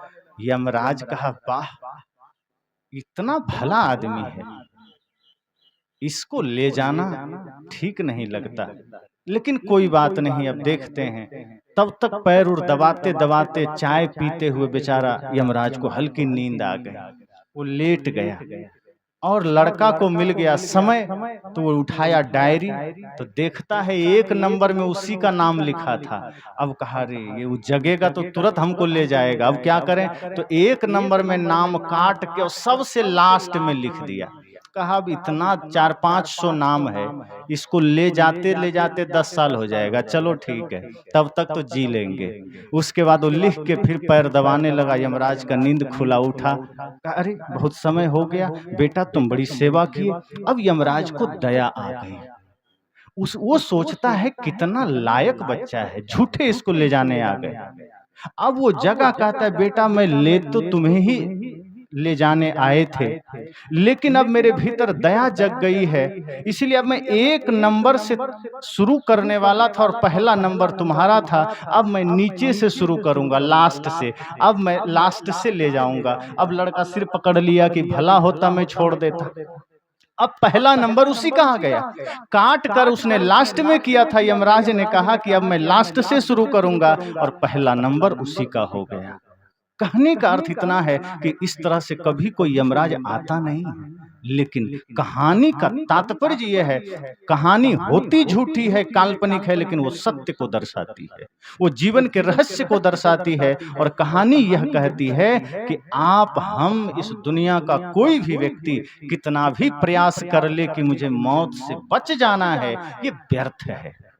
इसलिए यह भूल जाइए कि हम नहीं मरेंगे, और जब यह सत्य जान लेना है कि जब मरना ही है, जाना ही है, तो हंसते हुए जाएंगे, फिर रो कर क्यों जाएंगे, दुखी होकर क्यों जाएंगे, पाप कमा कर क्यों जाएंगे, कचरा जमा कर क्यों जाएंगे। तो इसलिए हम सबको सचेत रहना है, लेकिन हम करते क्या है, जीवन भर पाप, जीवन भर छल, जीवन भर नफरत, इससे झगड़ा, उससे झगड़ा, दिन रात झगड़ा, धन का झगड़ा, पद का झगड़ा, प्रतिष्ठा का झगड़ा, मान सम्मान का झगड़ा, दुनिया भर के झगड़े आ जाते हैं सामने, और हम लड़ते रहते हैं, लड़ते रहते हैं। तैयारी हमारी ऐसी होती है जैसे हम यहां से कभी जाएंगे ही नहीं। इसलिए सदगुरु कबीर ने बीजक के 99 नंबर शब्द में कहा, अब कहाँ चले अकेले मीता, उठहु न करहु घरहु की चिंता। जैसे कोई आदमी गुजर गया और सदगुरु कबीर वहां पहुंच गए, और अब सदगुरु कबीर समझ लो उस आत्मा से बात कर रहे हैं, मन ही मन चर्चा हो रही है। कोई व्यक्ति गुजरा हुआ है, उसका पार्थिव शरीर पड़ा है, पंच भौतिक शरीर जिसमें से आत्मा निकल गई है, लेकिन ये मानो कि सदगुरु कबीर उस आत्मा से डायरेक्ट बात कर रहे हैं। क्या, अब कहाँ चले अकेले मीता। मित्र कह करके सदगुरु कबीर कहते हैं कि मेरे मित्र, अब अकेले कहाँ जा रहे हो, ये शरीर को छोड़कर तुम कहाँ जा रहे हो। जब तक तुम इस शरीर में थे तो ये तुम्हारा खेत खलिहान, जमीन, नौकरी चाकरी, गाड़ी, ये स्त्री, ये बेटे, ये सब तुम्हारा था, और तुम उसी के भोग में, उसी की व्यवस्था में तुमने संपूर्ण जीवन लगा दिया, उसी को सजाने में, संवारने में, उसी को सही करने में दिन रात उसी में लगा दिया। हम लोग भी तो वही करते हैं, घर, दुकान, परिवार, समाज, गाड़ी घोड़ा, मोबाइल, कपड़े लत्ते, सब कुछ दिन रात उसी चिंतन में हम अपना समय लगा देते हैं, आत्मचिंतन हम करते ही नहीं, अपने को समय देते ही नहीं है, पूरा समय संसार को दे देते हैं। सदगुरु कबीर उस आत्मा से कह रहे हैं कि मेरे मित्र, अब तुम अकेले क्यों जा रहे हो, कहां जा रहे हो और क्यों चले गए? अब उठो, अब चिंता करो घर की। सदगुरु कबीर मानो व्यंग कर रहे हैं कि अब भी तो चिंता करो, घर तो यहीं पड़ा है, पत्नी बगल में बैठी है, मित्र बगल में बैठा है, बेटा बगल में बैठा है। ए मेरे मित्र, अब तो चिंता करो, अब उठो, अब अकेले क्यों जा रहे हो? और जाने वाला तो अकेले ही जाता है, सोचता है कि पीछे जो छूट गए हैं क्या होगा, और सोच भी लेगा तो क्या करेगा? जिसको जाना है वो कितना भी सोच ले, सोचता ही है आदमी। जाते समय सोचता है कि घर का क्या होगा, पत्नी का क्या होगा। एक सेठ मरणासन अवस्था में बैठा था, पत्नी सामने खड़ी थी, बगल में बच्चे भी थे। सेठ को लगा कि अब तो हम मर जाएंगे, तो अपनी पत्नी से कहा, मेरा बड़ा बेटा कहाँ है? पत्नी को थोड़ा सा होश आया, कहा, लगता है प्रेम जग गया इसको। क्योंकि जीवन भर तो ये पूछता रहा, दुकान कैसा चल रहा है, मकान कैसा है, धन कैसा है, खेत खलिहान कैसा है, सोना चांदी, यही पूछता रहा। बेटे का तो कभी नाम नहीं लिया, कभी ख्याल नहीं किया, बेटे का हालचाल नहीं पूछा। ये इतना लोभी सेठ था, पत्नी सोच रही है कि इतना लोभी था कि बेटे का तो हालचाल कभी नहीं लिया। अच्छा है कि मरने के समय बेटे का नाम ले रहा है, लगता है अंतिम घड़ी में प्रेम जगा है बेटे के प्रति। पत्नी खुश हुई, कहा कि चिंता मत करो, तुम्हारे बाईं ओर खड़ा है। तभी सेठ कहता है, और दूसरे नंबर वाला बेटा कहाँ है? 4 बेटा था। पत्नी को लगा, वाह, जो कभी एक भी बेटा का नहीं ख्याल किया, नाम नहीं पूछा, मरने के समय बेटों की हालचाल ले रहा है। चलो, बहुत खुशी है, कम से कम मरते मरते बच्चों के प्रति प्रेम जगा। का चिंता मत करो, वो भी उसी के बगल खड़ा है। तभी सेठ कहता है, तीसरे नंबर का कहाँ है? पत्नी तो खुश हुई जा रही है, मरने का दुख भी है, लेकिन बेटों के प्रति जो प्रेम जगा है उसकी खुशी हो रही है। वो कहता है, चिंता मत करो, वो तेरे पैर के पास खड़ा है। सेठ तुरंत कहता है, और छोटा बेटा कहाँ है? अंतिम छोटा। पत्नी कहती है, अब तो लगता है ये सच में स्वर्ग जाने वाला है, क्योंकि ये सभी बेटों के प्रति प्रेम जग गया। धन याद नहीं कर रहा है, दुकान याद नहीं कर रहा है, मकान याद नहीं कर रहा है, अंतिम घड़ी में भी बेटे को याद कर रहा है। मतलब अब इसके प्रति, इसके मन में बेटों के प्रति प्रेम जग गया। पत्नी खुश हुई, कहती, अरे चिंता मत करो, वो भी तुम्हारे पैर के बगल में खड़ा है। इतना सुनना था कि वो मृत्यु शैया पर लेटा हुआ अंतिम सांसें गिन रहा, सांस। सेठ जल्दी से खड़ा बैठ जाता है, कहता है, पागल, तो फिर दुकान पर कौन होगा? जब सब यहीं खड़ा है तो दुकान पर कौन होगा? जल्दी भेजो किसी को। पत्नी सिर पकड़ती है, कहे, ना समझ, जब जवानी में सत्य को नहीं जान सका, जवानी में जब भक्ति को नहीं जान सका, जवानी में प्रेम नहीं जान सका, तो मैं भूल में थी कि बुढ़ापे में ये प्रेम जान लेगा। जो गंगा नदी ऋषिकेश में ही गंदी हो जाए, वो इलाहाबाद में शुद्ध कैसे हो जाएगी? जो गंगा नदी में कचरा वहीं से गिर जाएगा, वो वाराणसी, इलाहाबाद और पटना में जाके शुद्ध हो जाएगी। पत्नी ने कहा, मैं भूल में थी, मुझे लगा कि ये शुद्ध हो गया है, प्रेम जग गया है, धन की आसक्ति चली गई है, लेकिन नहीं, ये अंतिम सांसें गिन रहा है। अब मरा कि तब मरा, और चिंता दुकान की है कि दुकान पर कौन होगा। इसे तो चिंता होनी चाहिए कि मुझे अपने जीवन में सत्य को जान लेना है, गुरु भक्ति को याद कर लेना है, गुरु के शब्द को याद कर लेना है, लेकिन ये धन के पीछे भाग रहा है। यही व्यंग सदगुरु कबीर कहते हैं कि अब कहाँ चले अकेले मिता, अब घर की चिंता करो, अब तुम क्या करोगे? अब उठो, खेत जाओ, खलिहान जाओ, नौकरी जाओ, बेटे को पढ़ाओ लिखाओ, अब तुम क्यों चला गया अकेला छोड़कर? और आगे साहब कहते हैं, खीर खाड़ घृत पिंड संवारा, इस शरीर को कितना सजाया। खीर खाड़ मतलब मीठा से, खीर से, दूध से, घी से, मलाई से, तमाम तरह के पौष्टिक चीजें देकर शरीर को खूब पाला पोसा, एक से गरिष्ठ चीजें, एक से पौष्टिक चीजें खिलाया दिन रात। खीर खाड़ घृत पिंड संवारा, सो तनले बाहर के डारा। सदगुरु कबीर कहते हैं कि इतना सब कुछ खिलाया पिलाया, शरीर को सजाया, लेकिन जिस दिन आत्मा निकल गई, घर का बेटा ही कहता है कि भैया जल्दी बाहर करो, रात भर उसके साथ कोई रहने में भी डरता है। भले ही पिताजी हैं, लेकिन बेटों से कह दो रात भर यहीं बैठना है, वो कहता अकेले नहीं बैठेंगे, और कोई बैठेगा तब बैठेंगे। रो भी रहा है, पिताजी के जाने का गम भी है, लेकिन क्या कहता, अकेले नहीं बैठेंगे।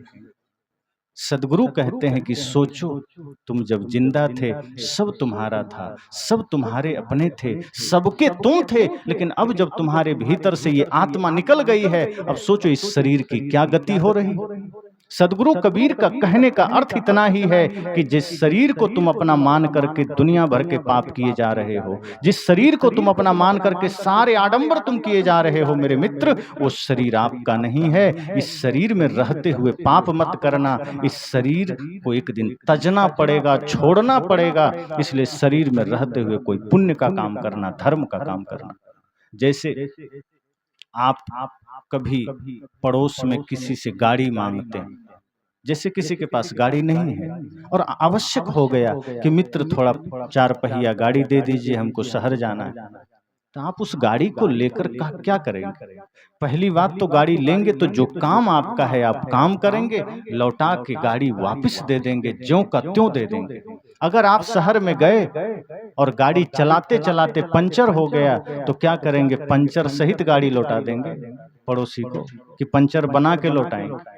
और कहीं बॉडी में कोई डेंटिंग आ गया है तो पेंट करा के देंगे, खरोंच लग गया ठीक करा के देंगे। सदगुरु कबीर कहते हैं इसी तरह प्रकृति ने ये शरीर रूपी गाड़ी आप सबको दिया है, आप इसका सदुपयोग करना, बांध के मत रखना, शरीर में मोह मत कर लेना। ये मात्र साधन है, इससे भवसागर पार होना है और इसका कोई उपयोग नहीं है। अगर आपने इसका उपयोग नहीं किया तो एक दिन मृत्यु छीन लेगी और इसका नाश हो जाएगा। इसलिए जब तक शरीर है समझना कि ये तो नश्वर है, मिटने वाला है। हम इस शरीर रूपी नाव में, वाहन में सवार होकर संसार सागर से पार हो जाएं और शरीर में कोई दाग लगे बिना प्रकृति को लौटा दें।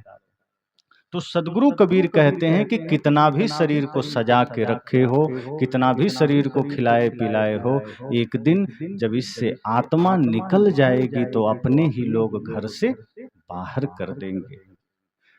आगे साहब कहते हैं, जेहि सिर रची रची बांधे उपागा, सो सिर रतन विडारत कागा। सदगुरु कहते हैं जब जिंदा थे तो सिर में पगड़ी बांधते थे, हम भी बांधे हैं, आप सब भी बांधते हैं। लगता है हमारे लिए साहब कह रहे हैं कि जेहि सिर रची रची बांधे उपागा, कि जिस शरीर में तुमने रच रच के एकदम बड़े ही भाव इत्मीनान से सजा सजा के पगड़ी तुमने बांधी थी, जिस दिन जीव निकल जाएगा उस दिन इस सिर को मरघट में कौए नोचेंगे, गिद्ध नोचेंगे, तब तुम इसे सजाने संवारने नहीं आओगे, फिर तुम इसे देखने नहीं आओगे। सदगुरु कबीर परम सत्य का दर्शन करा रहे हैं। सदगुरु कबीर कहते हैं मृत्यु से डरना नहीं, आप डरोगे तब भी मृत्यु होगी, तो डरना क्यों? और पहली बात तो आपकी मृत्यु ही नहीं होगी, इस शरीर की होती है। आप अजन्मा हैं, अखंड हैं, अविनाशी हैं, नित्य हैं। सदगुरु कबीर कहते हैं ये जीव नहीं मरता, आत्मा नहीं मरती, इस शरीर मरता है। तो ये तो भ्रम ही छोड़ दीजिए कि आप और हम मरेंगे।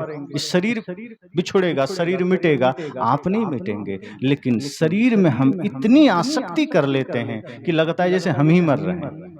इस शरीर मात्र हमारा घर है, हम इसमें निवास करते हैं। घर का छूटना हमारा छूटना नहीं है, हम तो रहेंगे तब भी जब ये शरीर है, शरीर नहीं है तब भी, शरीर है तब भी हम तो रहेंगे। सदगुरु कहते हैं कि जिस तरह से सिर में पगड़ी बांधते थे, टोपी पहनते थे, एक दिन ऐसा आएगा कि वो सिर खंडित होगा, एक दिन वो सिर ठोकरे खाएंगे। इसलिए सदगुरु कबीर कहते हैं कि आगे फिर क्या होगा? हाड़ जरे जस जंगल लकड़ी, केस जरे जस घास की पूली। साहब कहते हैं हड्डी कैसे जलेगी? जो लोग मरघट गए होंगे देखे होंगे, जैसे लकड़ियां अभी देखो भट्ठी में जल रही है, इसी तरह ये हड्डी जल जाएगी। शरीर की नश्वरता को जानिए, कोई विकार मन में नहीं रहेगा। सदगुरु कबीर कहते हैं शरीर की नश्वरता को जानो, शरीर की क्षणभंगुरता को जानो। इसमें जो कुछ भी है, बाल हैं, नाखून हैं, हड्डियां हैं, त्वचा हैं, ये सब नश्वर है, एक दिन सब मिट जाएगा। क्षण भर के लिए सुंदर लगते हैं और जब इसके उस पार देखोगे तो पता चलेगा सिर्फ कचड़ा है, सिर्फ हड्डी की झोपड़ी है और मलमूत्र भरा है, विकार भरा है। चलहु का टेढ़ो टेढ़ो टेढ़ो, दसहूं द्वार नरक भरी बूढ़े, तू गंधी के बेड़ो। सदगुरु कहते हैं कि इस कचड़े रूपी शरीर को पाकर तुम कितना अकड़ कर चलते हो। अगर गहराई से देखो तो गंदगी के सिवा क्या है। अरे गाय भैंस बकरी के तो गोबर फिर भी खेत में काम आ जाते हैं, लोग उसे घर भी लीप लेते हैं, पर मनुष्य के जीवन में देखो अच्छा अच्छा खाता है, लेकिन दसहूं द्वार गंदगी ही निकलती है, अच्छाई नहीं निकलती, गंदगी ही बाहर आती है, कुछ भी काम नहीं आता। इसलिए साहब कहते हैं मानुष तेरा गुण बड़ा मान सनावे काज। ए मनुष्य तेरा सिर्फ गुण बड़ा है, तुम्हारे अगर गुण नहीं है तो समझो 2 कौड़ी का भी तुम्हारा कीमत नहीं। जानवर के तो फिर भी चाम काम आ जाते हैं, उसके सब कुछ काम आ जाते हैं। इसलिए अपने भीतर गुणों की विशेषता को धारण करना, सद्गुणों को धारण करना, वरना स्थिति क्या होगी, हड्डी भी जलेगी, बाल भी जलेंगे, एक दिन जल के सब राख हो जाएंगे और उस मरघट में कोई पूछने भी नहीं जाएगा, वहां राख बनकर पड़े रहोगे। पानी में डाल देगा तो मछली और कछुए खा जाएंगे, आग में डाल देगा तो राख बन जाओगे, मिट्टी में डाल देंगे तो कीड़े खा जाएंगे। यही शरीर की दशा होनी है। आगे साहब कहते हैं आवत संग न जात संगाती, आते हुए भी कोई साथ नहीं आया, जाते समय भी कोई साथ नहीं जाएगा। भजन में आपने सुना है ना, हर चीज तुम्हें लौटा दी है, वहां नहीं कोई, वहां नहीं कुछ भार चले, पर दोष न देना ऐ लोगों, पर दोष न देना ऐ लोगों, देखो खाली हाथ चले, लो अपना जहां दुनिया वालों, हम इस दुनिया को छोड़ चले। जो रिश्ते नाते जोड़े थे, जो रिश्ते नाते जोड़े थे, वो रिश्ते नाते तोड़ चले, लो अपना जहां दुनिया वालों, हम इस दुनिया को छोड़ चले। लास्ट में भजन में क्या कहा गया, वह राह अकेले कटती है, वहां नहीं कोई साथ चले, उस पार न जाने क्या पाए, उस पार न जाने क्या पाए, इस पार तो सब कुछ हार चले, लो अपना जहां दुनिया वालों, हम इस दुनिया को छोड़ चले। भजन में यह कहा गया कि वह राह अकेले कटती है। साहब कहते हैं आवत संग न जात संगाती, भजन में कह रहे हैं वह राह अकेले कटती है, कोई साथी नहीं होगा। ध्यान रखना, जिस धन को आपने अपना साथी माना वो धन तिजोरी से बाहर नहीं निकलेगा। आप कितना भी कहोगे कि मेरे मित्र मेरे धन, मैंने जीवन भर तुम्हें अर्जित किया है, तुम्हें ही महत्व दिया है, रिश्तों से ऊपर हमने तुम्हें माना है, अब अंतिम घड़ी आ गई है, मरघट जाना है, साथ तो चलो। धन कहता है कि जा जा, तेरे जैसे बहुत देखे, मैं तेरे साथ नहीं जाने वाला, मैं तो जो अब घर का मालिक है उसका हूं, तेरा कुछ भी नहीं। तो जिस तिजोरी में धन को आपने रखा वो धन तिजोरी से बाहर भी नहीं निकलेगा, आपको कहेगा जा। तब आप सोचेंगे अब क्या करें, तो चलो परिवार वालों से पूछ लें, पत्नी से, बेटे से, भाई से, कि तुम चलो साथ में।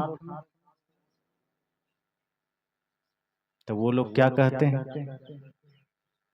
हाँ मैं चलूंगा, लेकिन सिर्फ शमशान घाट तक, मरघट तक ही जा सकता हूं, उसके आगे तो कोई उपाय नहीं। उसके आगे तो कोई विकल्प नहीं। तब आप सोचते हैं कि धन के बाद सबसे ज्यादा समय परिवार को दिया और ये परिवार मरघट तक ही जाएगा। तब आप अपने शरीर की तरफ देखते हैं कि तुम कहाँ तक जाओगे, तो शरीर कहता है मेरा भी वही मरघटे तक साथ, इसके आगे मैं भी नहीं जा सकता। साहब कहते हैं आवत संग न जात संगाती। अब ध्यान देना, आते समय भी अकेले आए थे और जाना भी अकेले होगा। शरीर भी इसी मरघट में जाकर के साथ छोड़ देगा।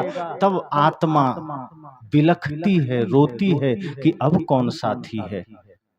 तब धर्म कहता है कि जिसको तुम जीवन भर भूले रहे, जिस सत्य को, जिस धर्म को, जिस सत्संग को, जिस गुरु भक्ति को तुम कभी कभी जाकर किए हो, वही भक्ति, वही धर्म कहता है कि तुम मेरे पास आ जाओ, मैं तो तेरे साथ जन्म जन्म साथ रहूंगा। ये जन्म कौन कहे, आगे हर जन्म तेरा साथ दे सकता हूं।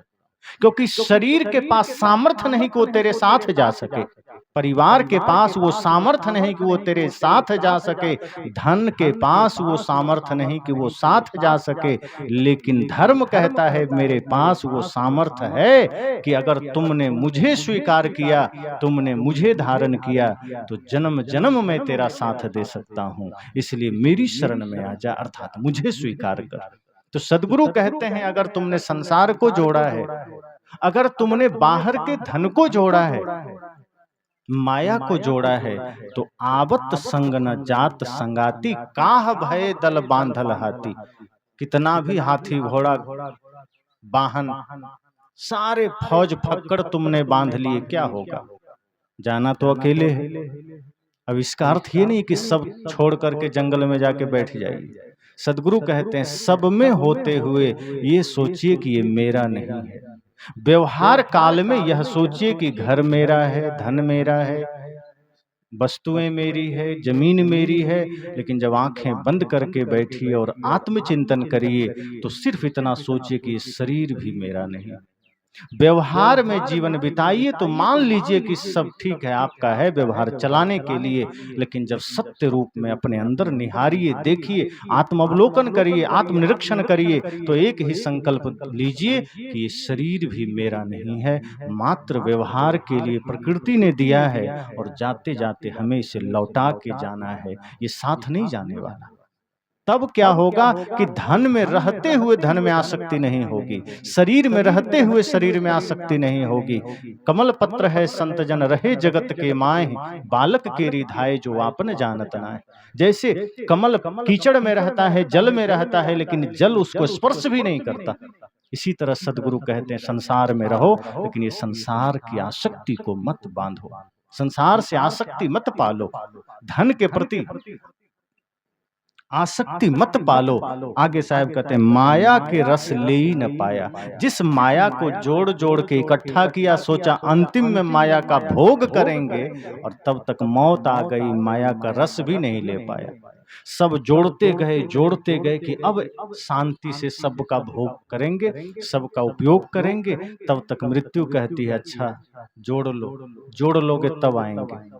और जैसे ही जोड़ना पूरा हुआ, जैसे ही धन इकट्ठा हुआ, अचानक मृत्यु आकर कहती है कि चलो समय हो गया। तब आप कहते हैं अभी तो हमने कुछ देखा ही नहीं, कुछ भोगा ही नहीं, अभी तो हमने सिर्फ धन कमाया है, अभी तो हमने ये महल बनाया है, अभी तो हमने सिर्फ विस्तार किया है, अब तो जीने भोगने का समय आया था। मृत्यु कहती है ऐसा इतना समय नहीं मिलेगा, अब चल तेरा समय पूरा हो गया। साहब कहते हैं माया का रस ले ही न पाया, और अंतर जम बिलार होय धाया। कहा जैसे ही समय आया, यमराज अपना गदा लेकर, मुगदर लेकर आ गया, बिलाई की तरह, जैसे बिल्ली चूहे पर झपट्टा मारकर पकड़ लेती है, ऐसे ही यमराज जीव को अर्थात शरीर को पकड़कर ले जाता है कि चलो यही सत्य है। और इस सत्य को जो स्वीकार कर लेता है वही निर्भय हो जाता है। सदगुरु कबीर हमें डराना नहीं चाहते हैं कि मृत्यु से डरते रहो, वे कहते इतना निर्भय हो जाओ कि मृत्यु आपसे डरने लगे कि हम जिसके पास जा रहे हैं वो आदमी तो डरता ही नहीं है। शरीर पंचभौतिक है, मिट्टी पानी आग हवा प्रकृति का है, शरीर को तो ले लेंगे लेकिन आत्मा को कोई कुछ कर पाएगा क्या?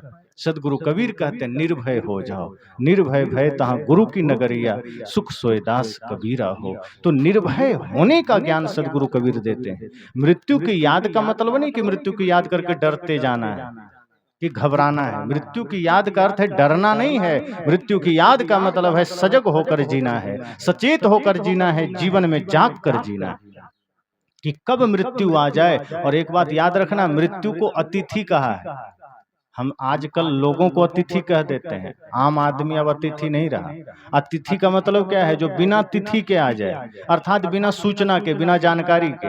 अब आदमी अतिथि रहा ही नहीं। आदमी तो चलता भी नहीं है, वहीं से मैसेज कर देता है मैं आ रहा हूँ, वीडियो कॉल कर दिया, लोकेशन भी भेज देता है। अब आप देखते रहिए मोबाइल में कहाँ कहाँ आया, तो उसको अतिथि नहीं कह सकते, उसको आगंतुक कह दीजिए, मेहमान कह दीजिए। लेकिन मृत्यु अभी भी अतिथि ही है, अर्थात वो बिना तिथि के, बिना सूचना के आती है। सदगुरु कबीर कहते हैं कि मृत्यु रूपी अतिथि जीवन में आने को तैयार है। पता नहीं है किस तिथि को आ जाए, पता नहीं किस घड़ी को आ जाए। इसलिए जैसे आप मेहमान घर आ जाएं तो घर आंगन साफ रखते हैं, घर की तैयारी रखते हैं, बिस्तर तैयार रखते हैं, भोजन तैयार रखते हैं, इसी तरह से मृत्यु रूपी अतिथि घर में आने वाली है। शरीर को ले जाने के लिए शरीर अर्थात अपने भीतर भी तैयारी रखना, हृदय में जो कचड़े हैं साफ कर लेना, हृदय में जो गंदगी है उसे पवित्र कर लेना। और जब सारी पवित्रता आ जाएगी तो मृत्यु कभी भी आ जाए, कोई चिंता की बात नहीं, कोई दुख की बात नहीं। तो सदगुरु कबीर कहते हैं कि माया तो जोड़ा, धन तो जोड़ा, लेकिन अंत में तब तक मृत्यु आकर के बिल्ली की भांति चूहे पर झपट्टा जैसे मारती है, जैसे बिल्ली चूहे को पकड़ती है, ये यमराज, ये मृत्यु भी हमें झपट्टा मार कर उठा ले जाता है। इसलिए साहब कहते हैं, कहीं कबीर नर अजहू न जागा, यम का मुगदर मांझ सिर लागा। साहब कहते हैं इतना सुनने जानने के बाद भी, सत्य को सुन लेने के बाद भी अगर नहीं जागे तो एक दिन ये सारा घमंड, ये सारा शीश यमराज अपना मुगदर से, अपने चोट से तोड़ देगा, फोड़ देगा। और शरीर का जब नाश हो गया तब क्या करोगे? शरीर है तभी तक संसार है, तभी तक माया है, और शरीर ही नहीं तो माया किस काम का? इसलिए साहब कहते हैं कि डरना नहीं कि मृत्यु आ जाएगी, बल्कि सोचना कि एक क्षण का भी जीवन मिला है उसे हमें उत्सव बना के जीना है। होली आई, खूब मौज मस्ती किए, आगे रामनवमी में आप लोग खूब खुश होंगे, दशहरा में खुश होंगे, दिवाली में खुश होंगे। सदगुरु कबीर कहते हैं अरे जीवन को ऐसा बनाओ, इतना पवित्र बनाओ कि आपका एक एक पल दिवाली बने, एक एक पल होली बने, एक एक पल उत्सव बने। और जिसका एक एक पल उत्सव बन जाता है उसी का पूरा जीवन महोत्सव बन जाता है। जीवन को महोत्सव बनाओ, डरना नहीं है, जीवन में जागना है, जीवन में होश में जीना है। तो सदगुरु कबीर का दर्शन इतना विराट है कि वो जन्म, बचपना, जवानी, बुढ़ापा और मृत्यु सबका अलग अलग स्तर बताए कि हम किस तरह माया में अटकते हैं, किस तरह संसार में भटकते हैं, किस तरह हम अपने आप से दूर होते चले जाते हैं। कहीं शब्दों का जाल है, कहीं संप्रदाय की दीवार है, कहीं जाति की दीवार है, कहीं मजहब की दीवार है, कहीं ऊंच नीच का भेदभाव है, कहीं भाषा की दीवार है। साहब कहते हैं इन सब को तोड़ते हुए मनुष्यता की धरातल पर खड़े हो जाओ और सोचो कि मृत्यु किसी भी क्षण आएगी, कभी भी हमें ले जाएगी। इससे अच्छा है कि जागकर जीना है, होश में जीना है, अपना काम करके जीना है। इसलिए जब ऐसा कर लेंगे तब साहिब की वो बात सार्थक हो जाएगी कि कबीर जब हम पैदा हुए जग हंसे हम रोए, ऐसी करनी कर चलो हम हंसे जग रोए। कहा जब जन्म लिए थे तो सब रोते थे, और जो नहीं रोता है उसको जबरदस्ती रुलाया जाता है कि पता नहीं बीमार तो नहीं है, ठीक है कि नहीं। साहब कहते हैं जब जन्म लिए तो रोते थे, मजबूरी थी, आप रोए थे, संसार हंसा था, लेकिन अब जीवन में कोई मजबूरी नहीं है। अब सिर्फ मूर्खता ही है जो हम जीवन भर पछताते हैं और मरते वक्त भी रोते रोते जाते हैं। सदगुरु कबीर कहते हैं जन्म लिए हो रोते रोते, अब जीवन को ऐसा बनाना कि आप हंसते हंसते जाओ और लोग रोएं। आप रोए थे तो लोग हंसे थे, अब ऐसा कर्म करना कि आप हंसें लोग रोएं, तब जीवन की सार्थकता है। इसलिए साहब कहते हैं, आए हैं सो जाएंगे राजा रंक फकीर, एक सिंहासन चढ़ी चले, एक बंधे जात जंजीर। कहते हैं अगर अच्छा कर्म करोगे तो सिंहासन पर चढ़कर जाओगे, सम्मानित होकर जाओगे, और बुरे कर्म करोगे तो गालियां खाओगे, जंजीरों में बंध कर जाओगे, अपमानित होकर जाओगे। इससे अच्छा है सम्मान पूर्वक जीवन को जिए, मनुष्यता से प्रेम करें, एक दूसरे से प्रेम करें, माता पिता गुरु में श्रद्धा रखें, जो प्रथम दिन से जो संकेत संतों ने दिया है, सबके भीतर परमात्मा का दर्शन करें। सबके भीतर जब आप परमात्मा का दर्शन करेंगे तो ये होगा ही तभी जब मन निर्मल होगा। मन गंदा होगा तो पिताजी में भी परमात्मा नहीं दिखेगा, मन गंदा होगा तो माँ में भी भगवती नहीं दिखेंगी। जब मन निर्मल होता है तब कहीं परमात्मा दिखते हैं। तो पहली बात यह याद रखना है कि जीवन थोड़ा है, ना जाने कब किससे कौन बिछुड़ जाए। तुलसी या संसार में भांति भांति के लोग, सबसे हिलमिल चालिए नदी नाव संजोग, पता नहीं कब कौन बिछुड़ जाए। हम लोग भी आज विराम करके कल निकल जाएंगे, फिर दोबारा कब आएंगे पता है।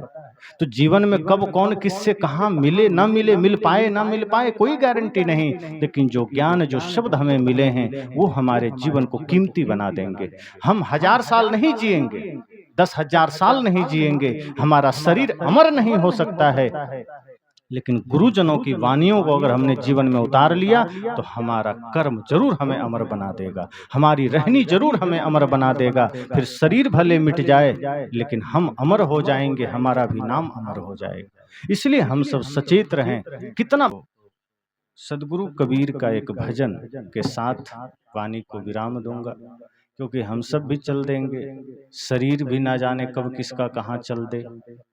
आत्मा और शरीर की विदाई के बाद जो चित्रण है सदगुरु कबीर ने इसमें किया है कि जब शरीर से आत्मा निकल जाती है तो क्या वार्तालाप हुआ है दोनों में, वही है।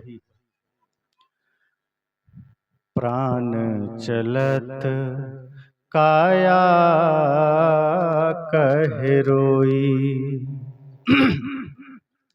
प्राण चलत काया कहे रोई, सुनो हंसा मेरे साईं, तुम तो हंस चले घर अपने, तुम तो हंस चले घर अपने, हम कहाँ जायब बिगोई, प्राण चलत काया कहे रोई, काया पाय बहुत सुख किन्हा, काया पाय बहुत सुख किन्हा, नित उठी मल मल धोई, नित उठी मल मल धोई, सो तन छिय छार होई जई हैं, सो तन छिय छार होई जई हैं, नाम ना ली है कोई, प्राण चलत काया कहे रोई, सुनो हंसा मेरे साईं, तुम तो हंस चले घर अपने, हम कहाँ जायब बिगोई, प्राण चलत काया कहे रोई, प्राण कहत सुन काया बोरी, प्राण कहत सुन काया बोरी। प्राण काया से क्या कह रही है? प्राण कहत सुन काया बोरी। मोर तोर संग न होई,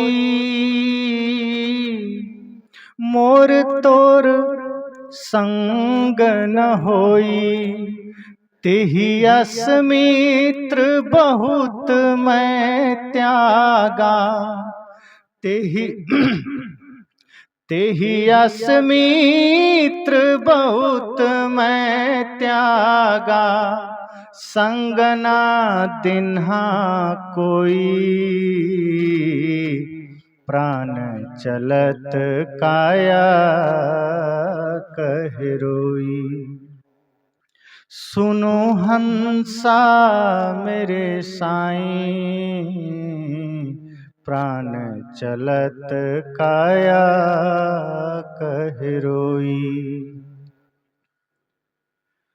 लट छिटकाए तिरिया रोवे, बाह पकड़ के भाई,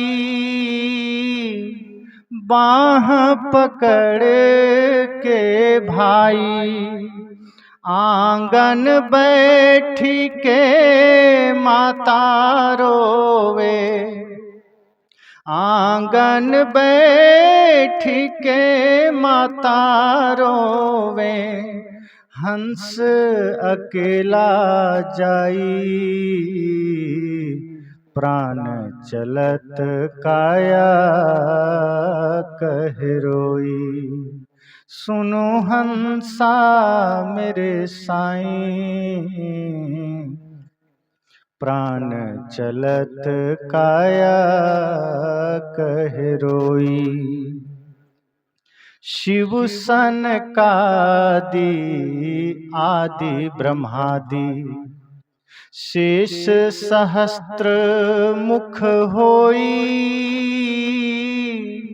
शेष सहस्त्र मुख होई। जो जो जन्म लिए वसुधा पर, जो जो जन्म लिए वसुधा पर। फिर ना रह्यो है कोई, प्राण चलत काया कह रोई। प्राण चलत काया कह रोई। पाप पुण्य दो संग संगाती, पाप पुण्य दो संग संगाती। समुझ देख नर लोई, समुझ देख नर लोई। कहत कबीर अभ्यंतर की गति, कहत कबीर अभ्यंतर की गति। बूझे बिरला कोई, प्राण चलत काया कह रोई। सुनो हंसा मेरे साईं,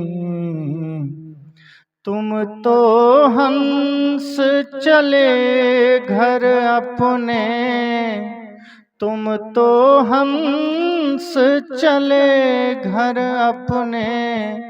हम कहाँ जायब बिगोई,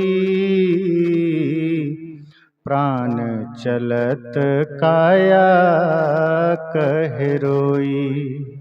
प्राण चलत काया कह रोई। सदगुरु कबीर का यह पद संपूर्ण जीवन के लिए समझना अमृत का सूत्र है। अगर हमने इसके एक एक शब्द को, एक एक तथ्य को जान लिया तो इस शरीर से हमें कभी आसक्ति नहीं होगी, और जिसकी आसक्ति मिट गई वही मुक्ति के मार्ग पर चल देता है, वही मुक्ति को उपलब्ध हो जाता है। तो मैंने 5 दिनों में बहुत सी बातें जो सदगुरु कबीर के ही हैं, जो महापुरुषों के हैं, मैंने आपके बीच रखे हैं।